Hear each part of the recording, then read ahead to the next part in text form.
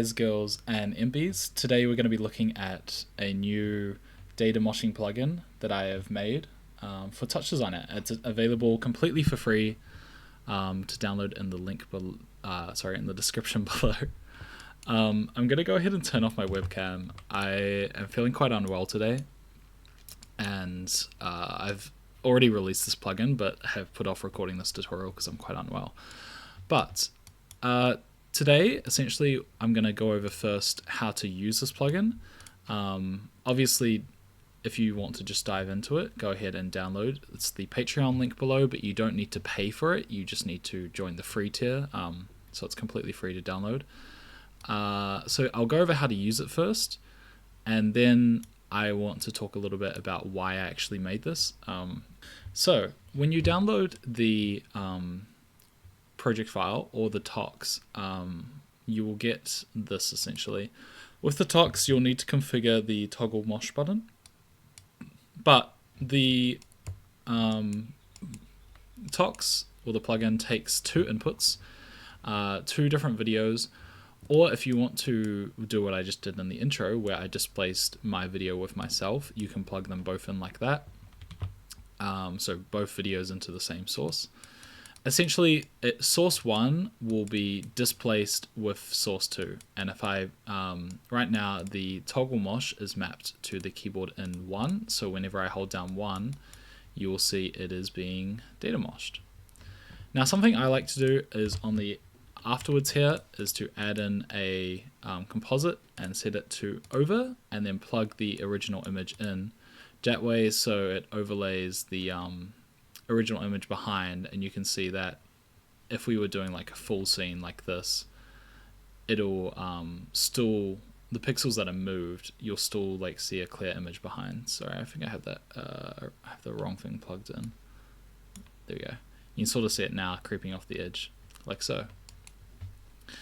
So the way this works is we have the toggle mosh on and off, and I was talking to a friend who likes to use Data-Moshing in After Effects, and obviously that's a high bar for me to aim for, which I would love to achieve. I'm really keen about developing tools to flesh out the VFX side of Touchdesigner.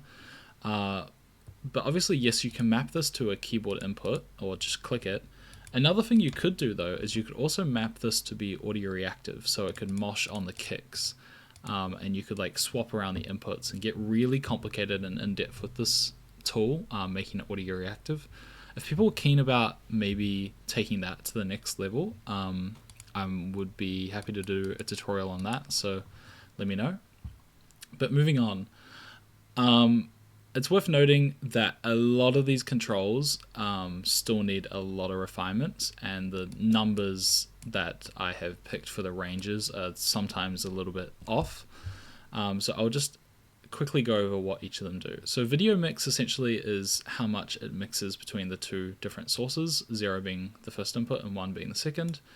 Video 2 threshold is basically the threshold for movement. So if you have a very low threshold, it's going to, let me plug the banana back in and let me remap the mosh, apologies. So the really low threshold is like every bit of movement in the frame is going to be picked up on, whereas a much higher threshold is going to be way less sensitive. And again, you can go above and beyond any of these values. These are just the recommended ones I found so far.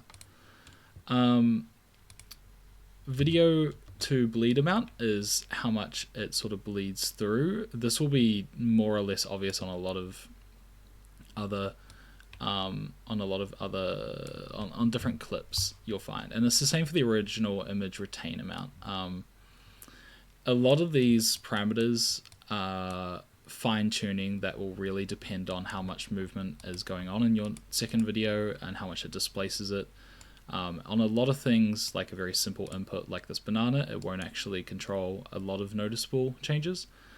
There's something like noise, which is just a basic Perlin noise that I've added in. It's actually really hard to notice this one, but you can crank this right up, and it just adds in a little bit of randomness. You can see here, like it's getting pretty crazy once we go beyond the recommended amount. Quantize blocks is very obvious, I think. If I bring the size up, maybe I need to like actually. Essentially, it will quantize different. Yeah, you can kind of see it there, like larger blocks. Based on the input, and again, stuff like the input resolution. This is only 720p. Is going to matter a lot. So if I fit both of these into a much higher resolution, and sorry, I'm actually on the my commercial licenses on my laptop at the moment, so maybe these will be limited to 720p. Yeah, it's actually not gonna forget that. Intensity is actually, I think, the most important one, so maybe I should move this up for future updates. Essentially, if I bring intensity all the way down, nothing's going to happen. Between 0 and 1, intensity is going to look like a very painterly effect. As you can see here, it's like sort of looking like brushstrokes. Once we get above 1 and we go into 2, it really becomes much more pixelated and data looky. So this is mostly a stylistic preference, I feel. Here you can see this gets quantized into blocks. Sorry, this is the block size, and then the quantized amount will play into this as well. And then decay rate is just simply a feedback option to have it like fade out slowly, but is completely a stylistic choice. Optical flow controls, I haven't mapped them all yet because I'm still sort of figuring out the fine tuning of that. But you can see here we have a second video to threshold, but this is specifically for the optical flow parameter and doesn't control the threshold on the first video.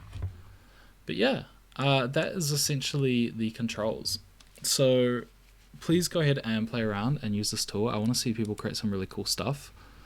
I would definitely recommend playing with a switch top to toggle different inputs and outputs, and yeah, attempt to make this audio reactive. Otherwise, I'm happy to do a tutorial on that. So I just want to talk a little bit about why I actually made this.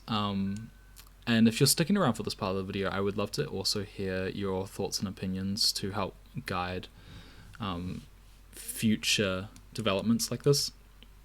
So essentially, I first made a Data-Moshing tutorial on my channel focused on Mac, because the only other Data-Moshing Touchdesigner work I'd seen out there was completely reliant on the optical flow tox, which was not available on Mac. And so I used caching as well as like displacing tops to create a sort of faux displace effects that worked on both Windows and Mac, with the intention of it being like a beginner-friendly tutorial, right? That looks at a cool new technique to extract motion from video.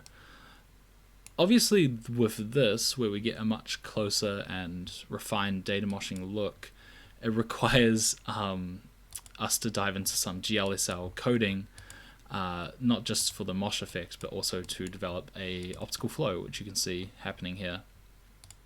So these are welcome. You're welcome to use these as well, but you can see the optical flow. Refining that got down to about 80 lines, which, you know, in all consideration isn't too much. And the mosh is actually quite small. It's only 70 lines. But because I try to keep my content very approachable, I thought that this would just be better to release as a plugin. Now, I am curious to hear if people would like videos that sort of actually go into the full development of these sort of things. So going over the code, maybe even writing it out.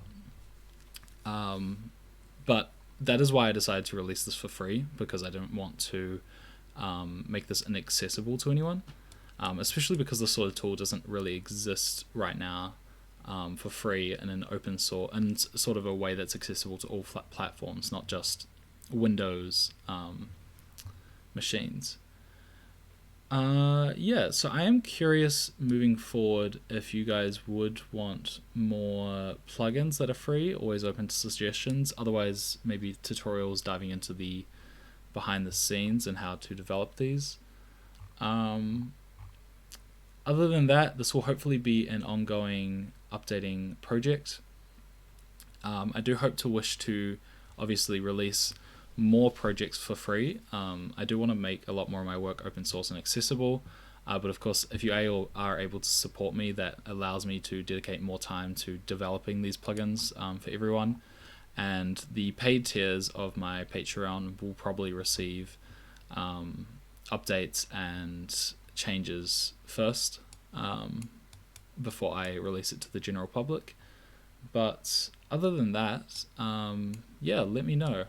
I think Touchdesigner still has the biggest edge in terms of being a VFX tool. I've seen a lot of people who were very curious about it for just the blob tracking effect, who then have moved on from Touchdesigner without actually realizing the strengths of real-time usage, but also the fact that TD isn't just a visual software. The reason blob tracking was so cool was because it's actually extracting information and is being used in a infographic style sort of way. And I think there's a lot more to be explored with that sort of visualization that can't really be done in many other softwares. So very keen to keep developing and exploring these tools and making them something extremely special, and keen to see what you guys come up with this one. Yeah, I think that's pretty much it. I don't know, sorry, this one's a very on the spot style video, but yeah, please share all the work you do, and much love. Appreciate you all supporting me, and hopefully I will see you in the next one. Peace.